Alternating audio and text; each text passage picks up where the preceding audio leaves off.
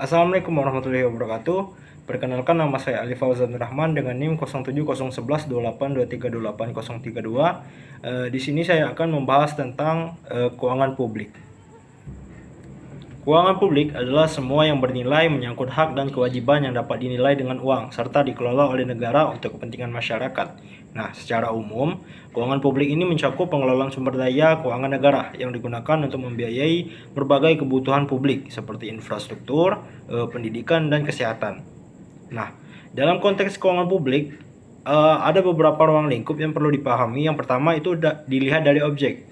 Keuangan publik ini mencakup hak dan kewajiban yang dinilai dengan uang, termasuk kegiatan dalam bidang fiskal, moneter, serta pengelolaan kekayaan negara. Kemudian yang kedua itu dilihat dari subjek. Keuangan negara ini dikelola oleh berbagai pihak, termasuk pemerintah pusat, presiden, pemerintah daerah, yang terlibat dalam kebijakan keuangan negara tersebut. Nah, yang ketiga itu dilihat dari proses. Jadi pengelolaan keuangan negara ini melibatkan berbagai tahapan, mulai dari perencanaan, pengelolaan, hingga evaluasi penggunaan anggaran. Nah, kemudian itu dilihat dari tujuan. Jadi seluruh kebijakan keuangan publik harus selaras dengan hukum dan bertujuan untuk kesejahteraan masyarakat.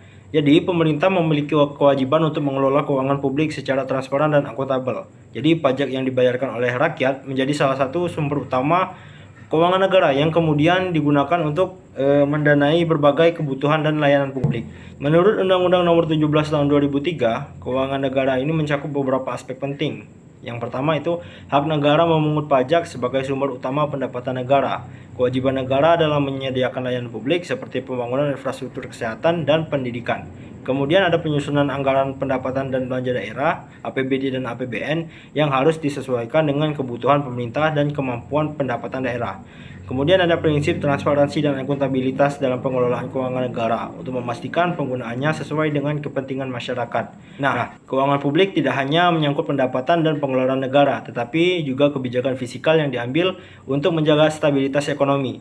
Dengan pengelolaan yang baik, keuangan publik dapat menjadi alat penting dalam meningkatkan kesejahteraan masyarakat dan mendukung pembangunan negara. Mungkin itu saja yang dapat saya sampaikan.